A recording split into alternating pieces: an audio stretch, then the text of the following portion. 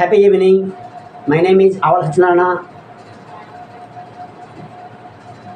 మన వాళ్ళలో చాలా చిన్న కంపెనీస్, పెద్ద కంపెనీస్, చాలా కంపెనీస్ ఉంటాయి.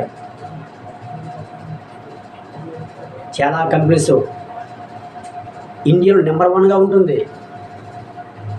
చాలా దిగజారిపోయే స్థితి కూడా వెళ్తుంది. వై? ఎందుకు ఇలా వెళ్తుంది అంటే, ఫర్ ఎగ్జాంపుల్గా తీసుకున్నట్లయితే నోకియా.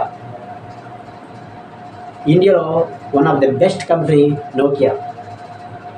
ఫస్ట్ ఆఫ్ ఆల్గా మనం మొబైల్లో మాట్లాడింది ఆ నోకియా పీసులను ఆడేవాళ్ళు. ఛార్జింగ్ బాగా ఉండేది. ఎంతో దాని ఫెసిలిటీస్ అన్నీ కూడా చాలా బాగుండేవి. మంచి రన్నింగ్ అవుతుంది. అదే టైంలో కొత్త కంపెనీస్ వచ్చి స్మార్ట్ మొబైల్ని కనిపెట్టిన తర్వాత ట్రెండ్ అంతా కూడా చాలా ఫాస్ట్ అవ్వడం, నెట్వర్క్ ఫాస్ట్ అవ్వడం, జనాలంతా కూడా స్మార్ట్ మొబైల్ వైపు వెళ్ళిపోయారు. ఈ నోకియా ఏమైంది? రాను తగ్గిపోయింది. ఎందుకు తగ్గింది?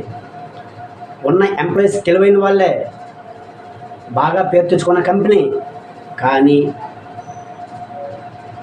వాళ్ళు ఉన్నటువంటి వీక్నెస్ని, వాళ్ళు ఉన్నటువంటి స్ట్రెంగ్త్స్ని, వాళ్ళు ఉన్న ట్రబుల్స్ని వాళ్ళు కనిపెట్టి వాటిని ఓవర్టేక్ చేసినట్లయితే ఇప్పుడు ఉన్నటువంటి ప్రపంచంలో ఉన్నటువంటి పోటీ ప్రపంచానికి దానికి తగినట్టుగా వాళ్ళు పోటీలో నిలబడినట్లయితే కంపల్సరీగా ఈరోజు అది కూడా నెంబర్ 1 అలాగే దక్కించుకుంది. కానీ అది ఫెయిల్ అయ్యింది. ఐఫోన్, యాపిల్ ఇవన్నీ ఉన్నాయంటే వాటిలో ఫీచర్స్ బాగున్నాయి, అన్నీ బాగున్నాయి. కాస్ట్ ఎక్కువైనా కూడా మనకి ఈజీగా పని అవుతుంది, చాలా తేలిగ్గా అవుతుంది. అంటే నోకియా మొబైల్ ఇచ్చినటువంటి ఫీచర్స్తో పాటు ఎక్స్ట్రా కొన్ని ఫీచర్స్ పెట్టి వాటిని కూడా,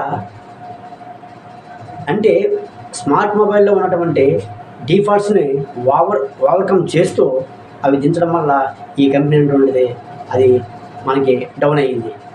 ఈ విధంగా ఏంటంటే మనం ఏ సంస్థ పెట్టినా, ఏ కంపెనీ పెట్టినా దాంట్లో ఉన్నటువంటి స్ట్రగుల్స్ని, స్ట్రెస్ని, వీక్నెస్ని, స్ట్రెంగ్త్స్ని మనం చూసుకున్నట్లయితే ఎల్లవేళ ఇప్పుడు కూడా వన్ ఆఫ్ ద గ్రేట్గా మనం నిలబడగలం. Thank you so much.